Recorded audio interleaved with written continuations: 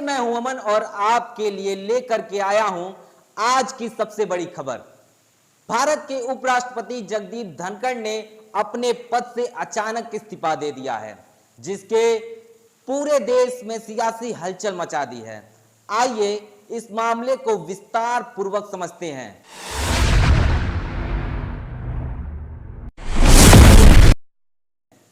74 वर्षीय उपराष्ट्रपति जगदीप धनखड़ ने सोमवार 21 जुलाई को अपने पद से इस्तीफा दे दिया है। दोस्तों, उन्होंने राष्ट्रपति द्रौपदी मुर्मू को लिखे पत्र में स्वास्थ्य कारणों को इसका प्रमुख कारण बताया है।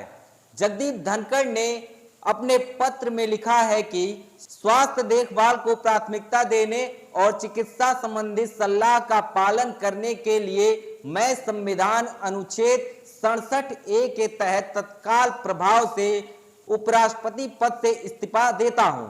यह इस्तीफा संसद के मानसून सत्र के पहले दिन के बाद आया है। जगदीप धनखड़ ने राज्यसभा के सभापति के रूप में कार्यवाही का संचालन किया था। वहीं धनखड़ अगस्त 2022 से उपराष्ट्रपति और राज्यसभा के सभापति के रूप में कार्यरत थे। उनके कार्यकाल को 2027 तक पूरा होना था, लेकिन अचानक इस्तीफे ने राजनीतिक गलियारों में कई सवाल खड़े कर दिए हैं।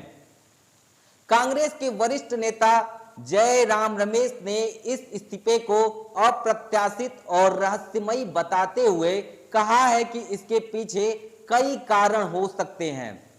उन्होंने यह भी उल्लेख किया है कि जगदीप धनखड़ ने उसी दिन सुबह उनसे मुलाकात की थी और कोई संकेत भी नहीं दिया कि वे इस्तीफा देने वाले हैं। वहीं राज्यसभा सांसद और वरिष्ठ अधिवक्ता कपिल सिब्बल ने जगदीप धनखड़ के साथ अपने 30 से 40 साल पुराने संबंधों का जिक्र करते हुए उनकी सेहत की शुभकामनाएं दी है।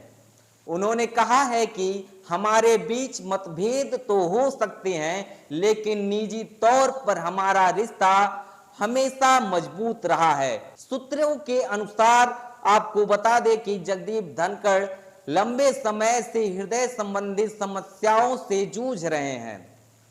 मार्च 2025 में उनकी दिल्ली के एम्स अस्पताल में एंजियोप्लास्टी हुई थी। हालांकि इसके बाद भी वे अपने आधिकारिक कर्तव्यों का निर्वहन करते थे। वहीं जगदीप धनखड़ के इस्तीफे के बाद अब अगले 6 महीने के भीतर नए राष्ट्रपति का चुनाव करना होगा। तब तक राज्यसभा के उपराष्ट्रपति हरिवंश नारायण सिंह सदन की कार्यवाही का संचालन करेंगे। बीजेपी के नेतृत्व वाले एनडीए गठबंधन में नए उपराष्ट्रपति के लिए संभावित उम्मीदवार पर चर्चा शुरू हो गई है, जिसमें हरिवंश का नाम प्रमुखता से लिया जा रहा है। आपको बता दें कि जगदीप धनखड़ का राजनीतिक करियर बेहद विविध रहा है। उन्होंने 2019 से 2022 तक पश्चिम बंगाल के राज्यपाल के रूप में कार्य किया, जहां उनके मुख्यमंत्री ममता बनर्जी के साथ कई बार तीखा टकराव भी हुआ। इसके अलावा वे लोकसभा सांसद, राज्यसभा, विधानसभा के सदस्य और चंद्रशेखर सरकार में संसदीय कार्य मंत्री भी रह चुके हैं। जगदीप धनखड़ का यह इस्तीफा न केवल आश्चर्यजनक घटना है, बल्कि यह राजनीति में नए बदलाव का संकेत भी दे रहा है। क्या यह केवल स्वास्थ्य कारणों से लिया गया निर्णय है या फिर इसके पीछे और कोई कहानी है? यह देखना काफी ज्यादा दिलचस्प होगा कि आने वाले दिनों में और इस पर क्या क्या खुलासे हो सकते हैं। इस खबर पर नजर बनाए रखेंगे और हम आपको हर तरह से अवगत कराते रहेंगे। तब तक के लिए आप हमें बताएं कि आप इस इस्तीफे के बारे में क्या सोचते हैं। धन्यवाद। मिलते हैं एक नई खबर के साथ।